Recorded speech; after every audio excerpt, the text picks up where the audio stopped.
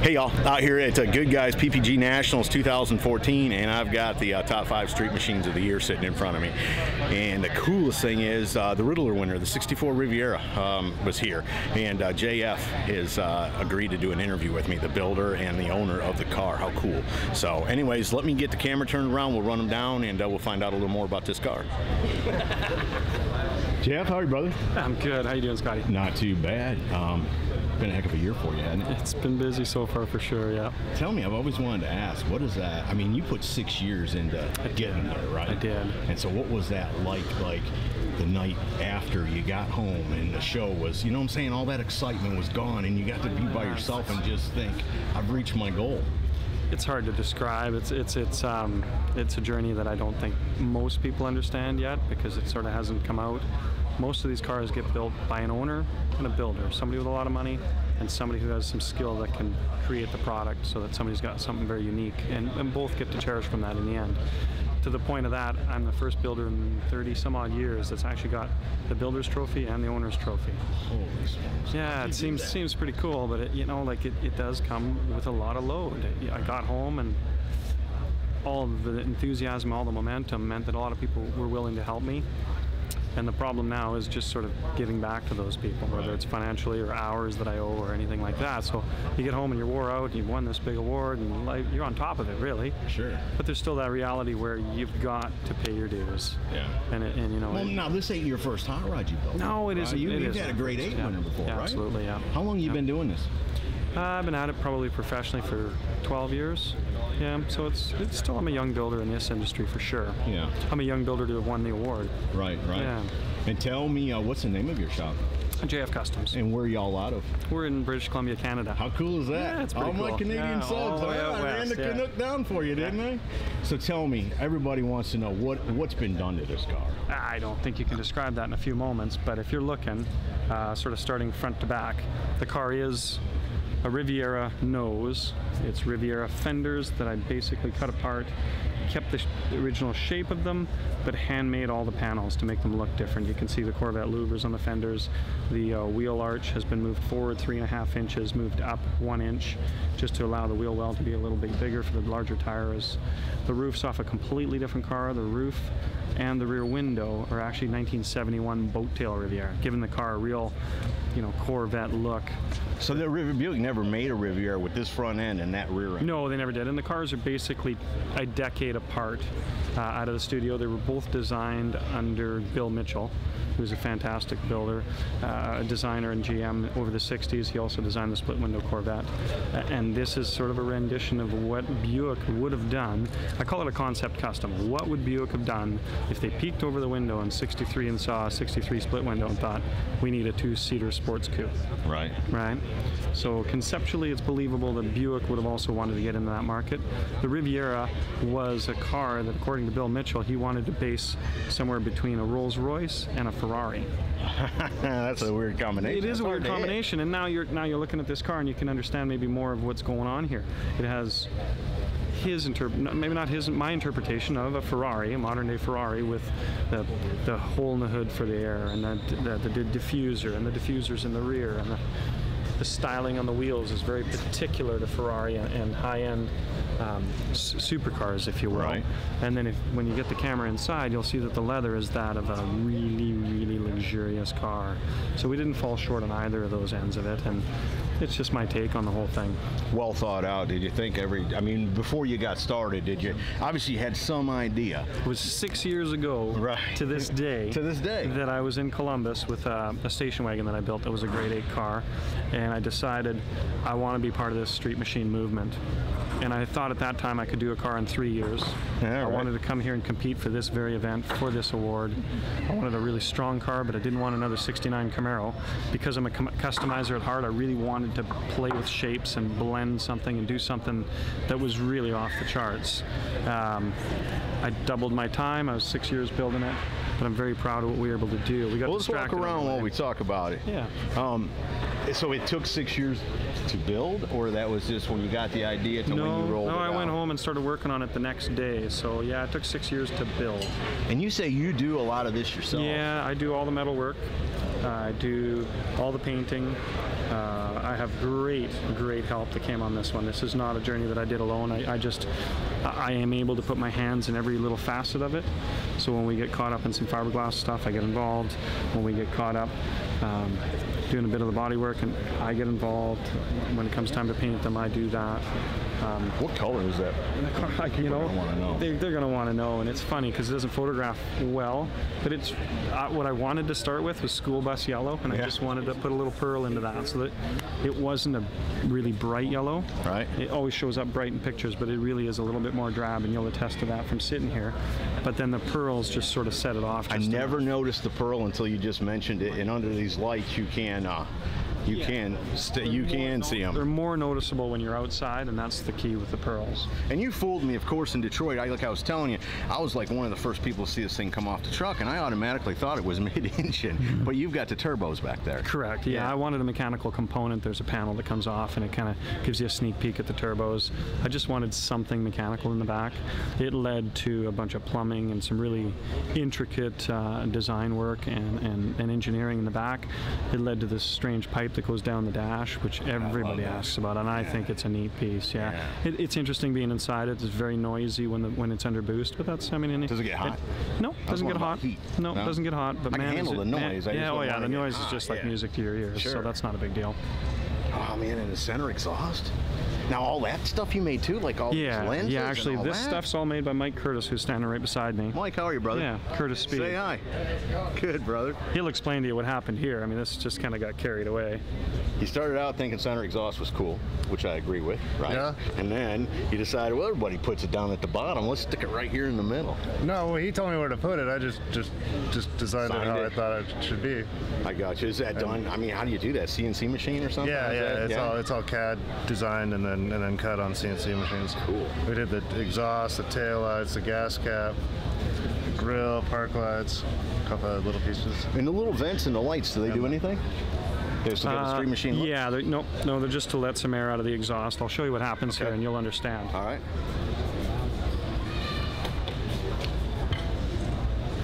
So, as you can see, if the camera will adjust, twin turbos, there's a fuel filler, there's 2 fuel pumps back here, blow-off valve, wastegates, there's a watered air intercooler, so there's a radiator here, there's a water pump with a water box. It's busy back here, so we just wanted to get some of the air out, so that's why I did a lot of extra venting. But then you went and finished everything. We did finish it to a full show level, absolutely. We used different stuff. We used some lava shield from Heat Shield. Right. Unbelievable product. We got it all over inside there. That's the wrap on there, and they've got a really neat lava stuff that's adhesive backed, and we used it all over on areas that we wanted to kind of get away from. That was carbon fiber, but it's not. It's not. It's lava. Yeah. It's lava. Yeah. Who makes that? Heat Shield does. Yeah, cool. Man, alive in these trim pieces, right? Yeah, that's Mike again. That's some of his handiwork. You'll notice all the fasteners, they're actually hand machined over manual lathe just to have the same profile as the actual piece, so that the bolts don't actually stick out the sides. I do. You look at the door handles. They're hand laminated. There's a piece of copper right in the middle here. So it's a piece of aluminum, piece of copper, piece of aluminum, and I glued them all together, and then I'd actually hand file them and hand fit them. You're crazy. Yeah, you'll notice those copper touches kind of everywhere in the car. Look at that gauge cluster, man. Yeah, really unique piece there. That's Classic Instruments that did that for us. The whole cluster, just the gauges? Just the gauges, yeah. We made the cluster, Mike made the bezel, and between the three of us working together and my upholsterer wrapping it with leather, we got a really great look out of it. Awesome. Yeah. Well, now that's the transmission tunnel there. It is the transmission tunnel. And you corrected me. Yeah. But still, there's a lot of work there. It's not you covered up the transmission. Correct. You know? And then I'm guessing all the fasteners match. They're all the fasteners match, and every single fastener. There's 780 of them on the car. They've all been machined so that you can't have one fastener on the car that is actually something you buy at the store. Right. So all we did was reprofile every single one of them, but everywhere there's a fastener on the car, it's been reprofiled to have its own look. And I know, builders hate when I interview them, because my question is always what's next? We got a little Nova in the works. It'll be a simpler car. Yeah. Very appealing. We always like to build a car with curb appeal, so. Maybe a grade 8 type car? No, I don't think so. I think more of a fun car, more of a street machine. Really just get out and drive it and enjoy it. Just more of the driving, less of the shows. And tell me, you got to have a bunch of people you'd like to give a shout out to. Yeah, I've got sponsors, and I've got to mention them as they come up. The paint's obvious. It's BASF. Those guys just have done so much for me. I can't thank them enough. Pirelli was on board years ago with tires and making sure that when I needed a different set to try in the quarter panels, they were always sending me the right size. I've got SSBC brakes. Those guys did a great job for me. Ride Tech. It's got Ride Tech shocks that are fantastic. Tremec, the transmission that is in this thing is so smooth to operate. It's crazy. When it starts to make boost, when it starts to make 20 pounds boost, all I'm doing is grabbing levers, and I'm just pulling and I'm pushing, making sure it gets another gear, because it just accelerates so fast. Have you dynoed it? We haven't dynoed it yet, but the calculations on the G-force and what we've been able to do on the street tells us there's about 650 getting to the tires. Okay. Capable of probably doing 850, but right now it's just hazing the tires at 100 miles an hour, and that's working really good for us. So tell me, what motor did you put in it? We got an LS engine that we built up and made sure that it was stroked and bored and had the right pistons to handle the boost and all that good stuff. What about the boys back in the shop? Can we give them a shout out? Yeah, the guys at the shop deserve a giant thanks. And there's a crew of guys that don't work for me regular that would show up evenings, and we had this Monday night group that would start about a year before we got to Detroit. The guys would show up on Mondays, a bunch of retired guys that just seem to have a real passion for cars and seem to get along with us really good. So we'd have a few beers, and some nights there'd be 20 guys helping, and we'd be scratching bolts and polishing pieces, and they know who they are, and they really made this happen. I don't know how many nights I would have liked to have gotten a night's sleep on a Monday, and I knew that it was time to organize people, organize parts, make sure shit was happening, because they were coming to help me, and it was that. And you didn't want to waste their time. Get there. You don't want to waste. No, and it's pretty easy to switch to drinking beer instead of working on the car. So you want to make sure you're organized for that. And I guess mom and dad. Big shout out to mom and dad. Right? Yeah, and my patient kids. So and everybody, I think everybody's going to think, and I'm not trying to get too personal here, brother, but I think everybody's going to think, because you're the owner and the builder, you must have won the lotto. Yeah, no, it's not. No, that's your piggy bank, isn't it? It's everything. It's everything I was able to muster. It's credit cards that I faked applications on. It's I don't know what that means. Yeah, I didn't say that. Remortgage my house, remortgage my parents' house, and it's just you just try to pool enough money every month to keep the thing alive, and it took on a momentum of its own, and it's it's not something I could afford. It's not something the common man can afford, but it had to be done, and we're here now, and we'll just find a way to sort that other problem. So what do we do now? We show it and sell it, or are you going to keep it? I'd really like to keep it. I'd like to promote my business with it. I think it's a really neat piece, even in the industry, to promote. I've had incredible feedback here. I finally got to talk to people, because we're on the ground, we're on the streets here, right? And the people that come up and say, you know what, we can't tell you how much this car is going to do for the industry. It means a lot to us that you are the owner and the builder, and that you're young, and that you're able to do something like that. It's an inspiration, and if that's really the case, then I've got a duty to just sort of the next couple of years make sure the world gets to see it. Yeah. It's got to go to the four corners of the U.S. and both ends of Canada, and hopefully there's some kids that'll get inspired and fall in love with cars. We're losing a lot of the kids in this industry. As the group gets older, they're dying off, and we're not replacing them at the young level. So hopefully the car makes an impact in the sense that it's got to look some people don't like, and that's okay. Right. Now you can't build one everybody's going to like. Yeah, that's just part of it. So if we can influence a few 12-year-old kids to decide to go buy an old car and start scratching away at it, then we've done the right thing, and the hobby will survive. That's part of what my mission is too. With the YouTube and the web channel is, I know I'm reaching a younger audience. Yeah. And there's no problem with a Honda. I just want to make sure they know what it's like to pound the ground in a V8 too. Yeah, Go ahead and make the choice, right? I like all of that, and this business of playing with turbos on this car, and that strange styling on the wheels, and some of the Who made those wheels? Mike Curtis did. And if you get a good shot at those, man, they're 13-spoke directionals. The rears have just got this wicked dish to them. We did a portion of the wheel black because I thought the tire profile was a little low, so now it looks like it comes out on the tire with the fingers, like it's hanging on and gripping to it, right? It's just got it. So big hats off to Mike for all of that stuff. Anybody else you want to give a shout out to? Well, there's a couple guys. I mean, there's a guy by the name of Eldon that helps me tune the car. We're not done because we want to squeeze a bit more out of it. Lee Baxter's my upholsterer, an amazing guy. Michael Kokura with BSF is really instrumental in this. Van City plating, did all the chrome plating, front and rear bumpers and stuff, and they were really great to deal with. I'm gonna forget somebody, and I hate that, but and understand whoever it is he's forgetting, it's a lot of pressure to be in an interview, and we're sitting here, you guys may not be able to see it, but there's several hundred people sitting out there watching what we're doing, and to anybody that knows JF, and I've just met him today, but I'm telling you, the dude is a modest, cool, down to earth, just a great guy. So, you know, anything we can do as my subscribers, let's get it out there, let's tell people, let's share this video, make sure that they know they can build cool cars in Canada too. Do you have a website? Yeah, jfcustoms.com. And Facebook too? Yes, yeah, we're on there. Like us on Facebook, and we'll keep you guys on track of what we're doing, what the next car is, where this car is going to go. Yeah, and if there's some shows that want to see it, then we can work that out, right? Right, so if a promoter wanted to bring it in for some reason, you're open to that? Oh yeah, we're open to that, absolutely. Brother, I can't tell you how much I appreciate you giving me this time today. Yeah. And you do me one big favor. Yeah. Don't change. No problem. I'm telling you, man, I don't care how big you get, because you're going to get big. Yeah, I don't change, that. man. Yeah, you just stay who you are. Yeah, we want to see our car show at our little town. We always say, take a kid to a car show. Right. We hand out free Hot Wheels at my shop. If you show up with your daughter or your son, they get a free Hot Wheels, and I think it's just a momentum that I'd like to see the rest of the industry carry. Give back. If you're a builder, just back.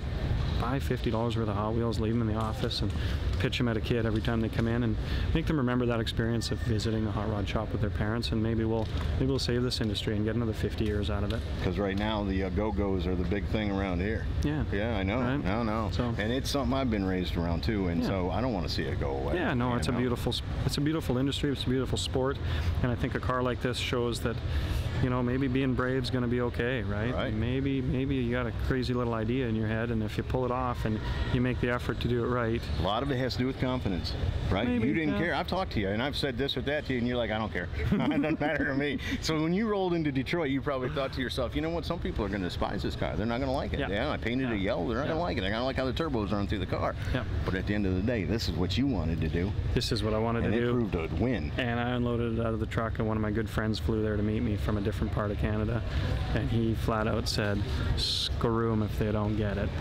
I will say, I don't mean I will that say in a this rude on camera, way, and there was two people standing next to me when it came off the trailer at whatever Thursday night at 8 o'clock. It was late, I think Thursday night or Wednesday night. Yep. It came off the trailer. I said, "There's your Ridler winner." That was the car that just drew the attention to everybody. It's just way cool. Like I said, it fooled me. I thought it was mid-engine, and it's not. Yeah. It's front engine with mid-engine turbos. Yeah. JF, brother, thanks so much. I'm proud to know you, and again, keep up the good work, and we're excited to see what comes next. Thank you. I appreciate it. I'm going to do a quick walk around, and we'll be out of here. Enjoy it. Thank you, brother. Take care. There you go, folks. What a cool dude, and what a cool car. And like I said, I know we take for granted that he's built a Ridler car, and he's big and famous, and everybody's after him, but I'm telling you, he's just a down-to-earth young builder that took his time, had a plan, worked it, entered his, reached his goal, and anything we can do to help, that's what I'd like to do. Share this video, share the other video, share the video of him on the autocross, man. You got to give him street cred for that, right? I mean, he took this car out there, and where a lot of the other guys just tooled around at 2 or 3 miles an hour, he was walking this thing sideways. What a gorgeous car. Oh man, I'm alive. I don't shoot many twice, but I don't care to tell you I don't mind shooting this one again, especially after I talked to him. I mean, I was just a fan, just a big fan right after I talked to him. So, try to squeeze through here. Excuse me, guys. So there you go, 64 Riviera, 2014 Ridler winner, revision. JF Customs out of, I think, Ontario, Canada.